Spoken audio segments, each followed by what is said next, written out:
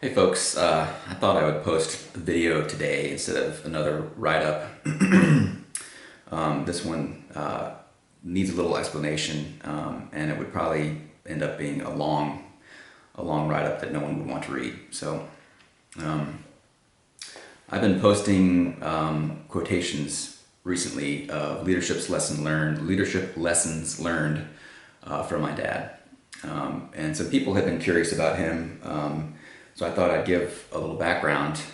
He was a parish priest in the Episcopal Church. He was also a bishop. He was elected Bishop of South Carolina, and he was also the dean of a seminary in Wisconsin, an Episcopal seminary.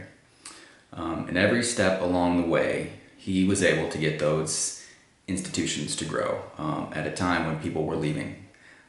It was amazing to see. But as you in the Episcopal Church, and I'm sure it's true in any denomination, you've got folks who are conservative in their thinking and think the church should be led in one direction, and people who are liberal in their thinking and think the church should be led in the opposite direction.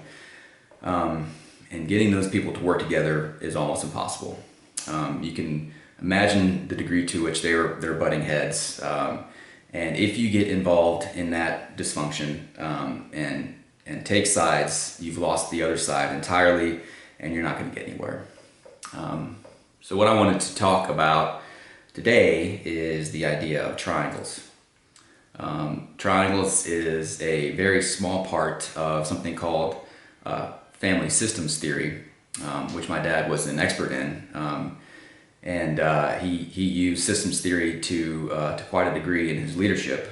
He also it helped that he was brilliant and an extremely hard worker. I mean, I would see him work all day and then come home and study all night. I mean, he just worked and worked and worked at it.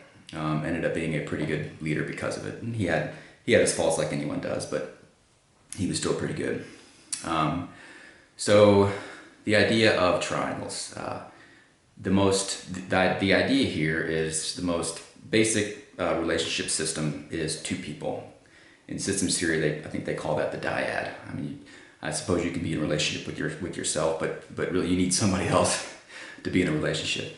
And as soon as there is stress or anxiety or whatever it might be in that two-person relationship, people tend to triangulate. They tend to go out and find a third person to lay all their problems out with that person. And in our work systems, I mean, we're set up to perpetuate triangles. We've got managers and HR reps. And so as soon as someone comes into your office and just lays it out there, all the issues they're having with someone else, whoever it might be, whatever the issue might be, all the anxiety, all the stress, anger, come into your office, lay it out all on you, they walk out feeling better, and now you've got the weight of the world on your shoulders.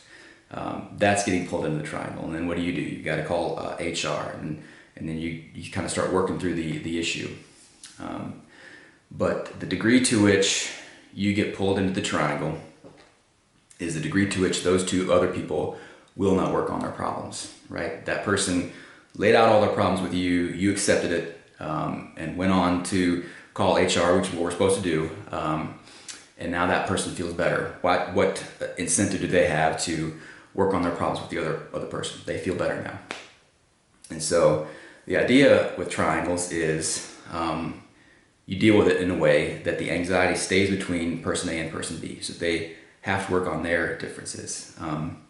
It's hard to do that. It's so easy to get pulled into the triangle. I mean, unfortunately, and many times in my management career, I just fell right into the triangle. I mean, it's so easy when someone comes to your office and lays it all out there. You feel bad. I know that person should have done that. I mean, they were wrong. But as soon as you start agreeing with them, pointing your finger at the other person, you're getting pulled into the triangle as well. And so you've got to think of ways not to do that. And you've got to always be thinking of and looking out for triangles in your work system. But as soon as you're sympathetic, feeling guilty, assuming responsibility, getting angry with someone, getting frustrated with someone's problems, you're starting to get pulled in the triangle. And you've got to work on ways to not do that. So that, in a nutshell, is the theory of triangles. They're out there. I mean, they exist in our work systems, in our families, in society, and it's constantly looking out for the language of triangles is so important, and trying to think of ways not to get pulled into dysfunction is important as well. And my dad was an expert at it. It can make all the difference. And this idea of systems theory is, my dad used it to great success. And so just knowing triangles, I mean, he wouldn't have been such a great leader. I mean, he knew the whole system theory ideas to a great degree. And so I hope people don't think that just because I'm talking to you about triangles now that you can go, use that and be a lot more successful. I mean, I think it'll help, but you've got to really start learning about and thinking about how you can manage yourself in these systems, and you've got to look at systems theory and read all the books you can. I mean, that's what I've done, and it's helped. So feel free to leave comments on the video, and we'll see how it goes. Thanks.